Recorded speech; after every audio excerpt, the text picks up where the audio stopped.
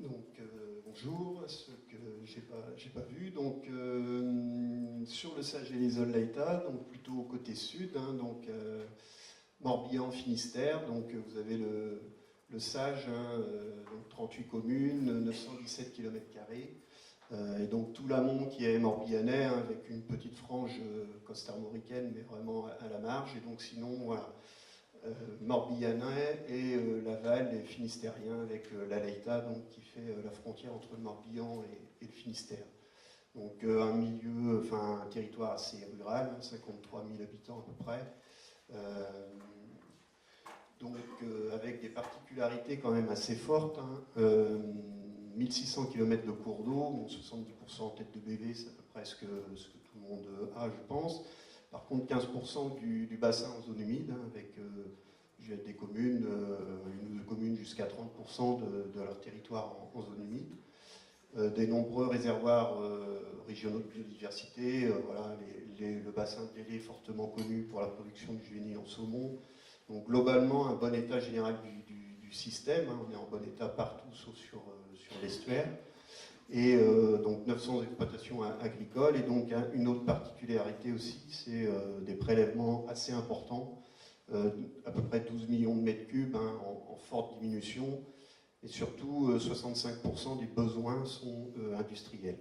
Donc papeterie, agroalimentaire, conserverie. Donc après, le reste, en fait, c'est à peu près 18% pour l'AEP et 17% pour l'agricole.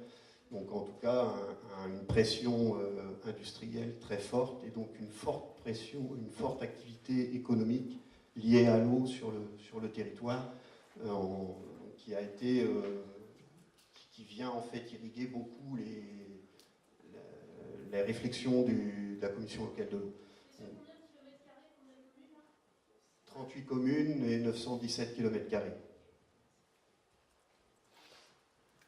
Donc au niveau des actions, des programmes en place, donc le SAGE il est approuvé depuis 2009, hein, c'était un des premiers SAGE nouvelle mouture. Un PAPI donc depuis 2016, mais qu'on a commencé à élaborer en 2014, j'y reviendrai. Deux contrats territoriaux, hein, donc un sur l'amont, un sur l'aval, portés par les EPCI. Trois territoires, enfin, trois sites Natura 2000, dont deux liés vraiment aux vallées, la Leïta et l'Élé. Un programme Brest-Bocage, un PAEC, et du coup une actualisation de l'état des lieux du territoire qu'on a mené en régie sur 2 ans à peu près, donc qui a été validé en mars 2018, et dans la foulée un PAS, donc un programme d'action stratégique pour l'eau. On n'a pas voulu l'appeler PTE, donc on l'appelle PAS. Voilà, ça sonnait mieux. Et donc 2019-2024 pour redéfinir un peu, réorienter la stratégie, à la fois pour décliner le SAGE. Le SAGE il reste valide, et notamment sur l'aspect réglementaire. Par contre, on l'a complété par ce programme d'action stratégique qui à la fois est plus souple, permet de travailler plus en partenariat avec l'ensemble des acteurs et de conforter en fait et d'étendre les actions qui sont énumérées dans le SAGE. Donc lui, il a été validé dans la foulée par la CLE en décembre 2018. Donc, deux enjeux prioritaires, en fait, on a 5 enjeux dans le SAGE qui étaient vraiment hiérarchisés. Le premier enjeu, c'était la gestion quantitative, donc le manque d'eau en été.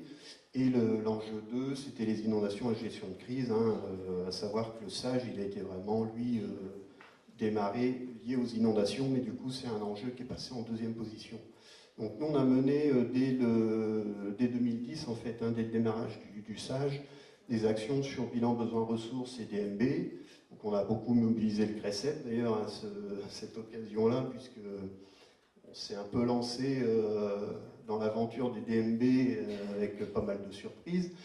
Et du coup, en tout cas, c'était nous aussi, un peu comme disait Lucie, hein, il y avait des réflexions sur la construction de barrages en fait en amont du territoire, hein, depuis une bonne vingtaine d'années.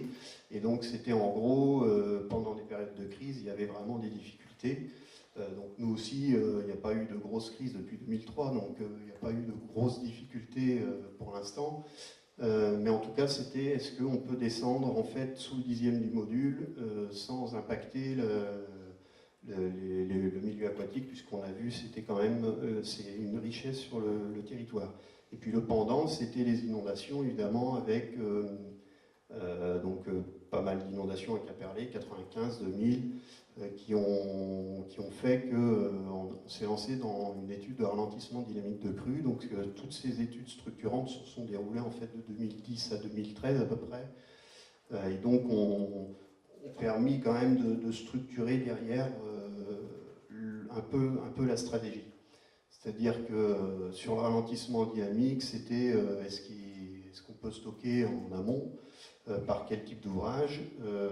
Il y avait aussi là une réflexion sur des études sur l'estuaire. Est-ce que l'estuaire il est impactant par rapport aux écoulements à Quimperlé, il bloque les écoulements à Quimperlé, et avec une notion alors il y a eu beaucoup de travaux aussi à Quimperlé, donc c'était aussi de les évaluer, de voir la plus-value qu'ils avaient par rapport à la situation de 95 et 2000.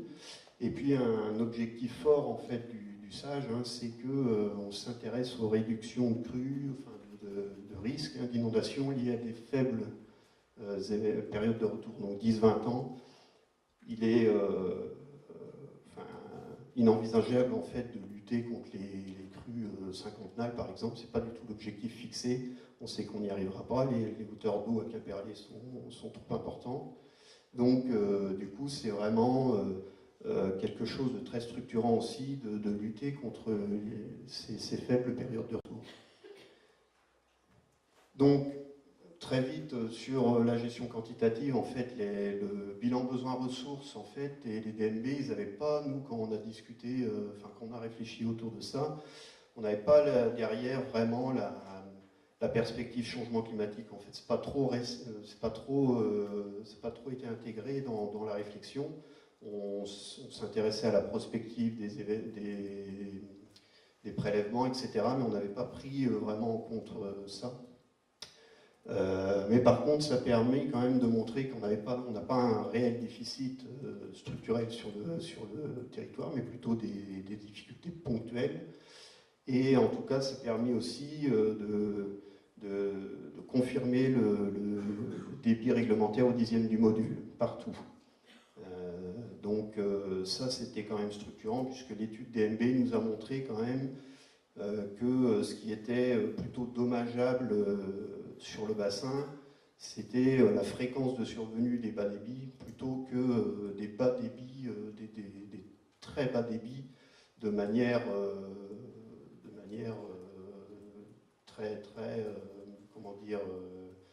très longue, en fait, plus d'un mois.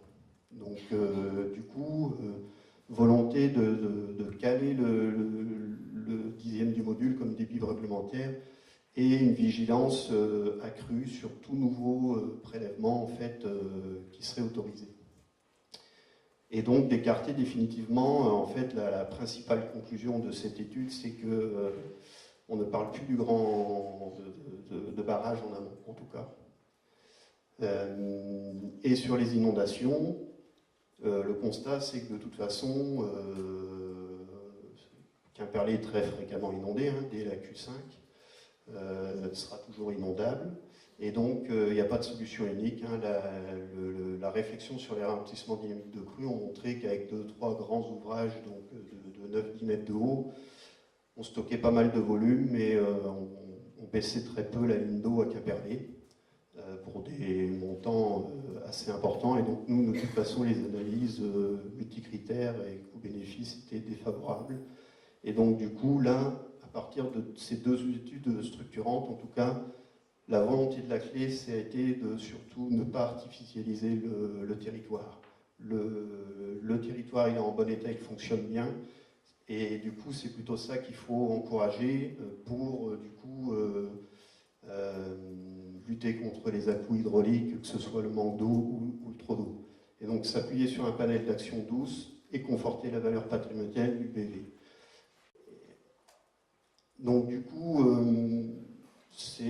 après, il n'y a rien de nouveau, c'est ce que tout le monde un peu en tête, le plan d'adaptation au changement climatique reprend ça aussi, c'est-à-dire que du coup, dans le PAS, on a vraiment deux axes transversaux, donc c'est s'adapter au changement climatique qui, du coup, lui, vient renforcer en fait tout ce qui a été décidé depuis 2013-2014. Et puis, par contre, mettre vraiment l'accent sur le rôle des milieux aquatiques, l'attractivité du territoire, du coup, en intégrant vraiment l'idée que la gestion des infrastructures naturelles et l'optimisation de leurs fonctions, c'était ce qui était à mettre en œuvre. Donc c'est autour de la biodiversité du sol, donc des choses sur lesquelles on n'avait pas trop travaillé encore. Tout ce qui est hydromorphologie des cours d'eau, donc on était plutôt sur des CTMA qui étaient de l'entretien, et donc on est passé de plus en plus à de la restauration morphologique de cours d'eau. Un gros travail sur les zones d'expansion de crues aussi, on y reviendra. Et du coup, le pendant, c'est vraiment essayer de valoriser la place de l'eau dans la société, d'essayer de montrer que l'eau, en fait, c'est vraiment une richesse et que du coup, il faut voilà, une volonté de la clé, en fait, d'expliquer les processus, d'expliquer en quoi le territoire, il est à la fois en bon état, il fonctionne bien, c'est une richesse et ça n'a pas empêché du coup le territoire de se développer de manière économique, et c'est cette interrelation-là qu'il faut vraiment encore plus expliquer et conforter. Et donc du coup le PAS, il a été redéfini donc, selon 8 enjeux, donc les 5 enjeux du SAGE, hein, les 5 premiers, et avec un volet eau économie qui s'est rajouté, un volet gouvernance et sensibilisation, donc voilà, 136 actions, et avec nous, on essaye de l'anticiper, mais on voit bien arriver, enfin on y travaille déjà, mais toutes les difficultés en fait, des outils techniques et financiers pour essayer de combiner un peu tout ça, puisqu'on a des financeurs qui soit réfléchissent inondation, soit réfléchissent milieu aquatique, et toute la difficulté c'est de montrer que des solutions basées sur la nature ou des solutions douces, elles ont un impact bénéfique sur plein d'enjeux justement, mais du coup c'est pas les mêmes clés de financement, les analyses multicritères sont plus compliquées, donc voilà, on commence à toucher le dur avec tout ça. Et puis donc voilà, juste pour finir, c'est sur le panel d'actions complémentaires vraiment à mettre en œuvre, hein. Donc c'est d'essayer de travailler voilà, sur la restauration de la morphologie du cours d'eau. Alors aussi avec la solidarité amont-aval très importante, puisque comme vous l'avez vu, tout l'amont où on a la majorité des actions à réaliser, au final, c'est Morbihanais, c'est plus pauvre, et l'aval, même s'il n'est pas très riche, est quand même plus riche. Et donc, du coup, il y a quand même une solidarité amont-aval sur laquelle on travaille et qui commence à être de plus en plus intégrée maintenant entre notamment les deux collectivités territoriales et même une frange de l'Orient agglomération. Et donc, c'est de travailler sur la restauration de la morphologie des cours d'eau, sur la restauration des zones humides. Donc, on a fait une étude sur les zones humides prioritaires, sur le surstockage d'eau, mais donc dans les zones d'expansion de crues. Donc ça, c'est tout un travail d'identification, de caractérisation des zones d'expansion de crues pour les intégrer dans les PLUI, et donc pour les préserver. Et du coup, là, on est dans la phase de modélisation, de scénarios pour essayer d'identifier des ZEC prioritaires sur lesquels on pourrait surstocker. En fait, donc elles fonctionnent déjà plus ou moins. L'idée, c'est vraiment de les surstocker par des solutions douces de 2 à 3 mètres maximum, donc en combinant en fait à la fois de la restauration de zones humides, à la fois du reméandrage, à la fois du bocage, en gros d'essayer de trouver des sites où on pourrait avoir des actions combinées pour avoir plus d'efficacité. Et du coup, tout ça aussi sur des actions hein, comme les interactions haute surface ou souterraines, plusieurs en ont parlé. Nous, c'est vrai qu'on est, on est très intéressés par tous les travaux qui peuvent justement essayer de mettre en valeur ces connaissances-là, de comment on améliore en fait les interfaces entre eau souterraine et haute surface. et donc aussi sur les fonctions assurées par le sol, gestion intégrée des eaux pluviales, par des méthodes alternatives, ce sur quoi pour l'instant il n'y a pas eu un gros travail de fait. Donc voilà, je vous remercie. Alors, en fait, le PAS, c'est pour ça que je dis, c'est un projet de territoire pour l'eau, comme le souhaitait un peu la région, mais comme il y a eu tout un... Donc, l'année 2018, en fait, a servi à savoir, en fait, est-ce qu'on révise ou pas le SAGE, ou est-ce qu'on va sur autre chose. Et donc, en fait, la clé voulait aller sur un programme d'action stratégique, mais pas réviser le SAGE pendant 3-4 ans. Donc, l'actualisation de l'état des lieux a montré que finalement, les enjeux restaient toujours les mêmes à peu près, mais qu'il fallait juste se donner un peu plus de souplesse, aller vers encore plus de pragmatisme en fait et d'opérationnalité. Donc du coup, on voulait aller vers un projet de territoire, sauf que bah, voilà, vous avez vu, il y a le Morbihan, il y a le Finistère. Le Morbihan n'était pas chaud pour aller vers des projets de territoire haut, et donc plutôt que continuer à aller à l'appeler comme ça, on a trouvé quelque chose qui pour nous représentait mieux ce que voulait la clé, c'est-à-dire un programme d'action stratégique pour l'eau. Donc on l'a appelé PAS, et ça levait déjà beaucoup de blocages, rien que ça.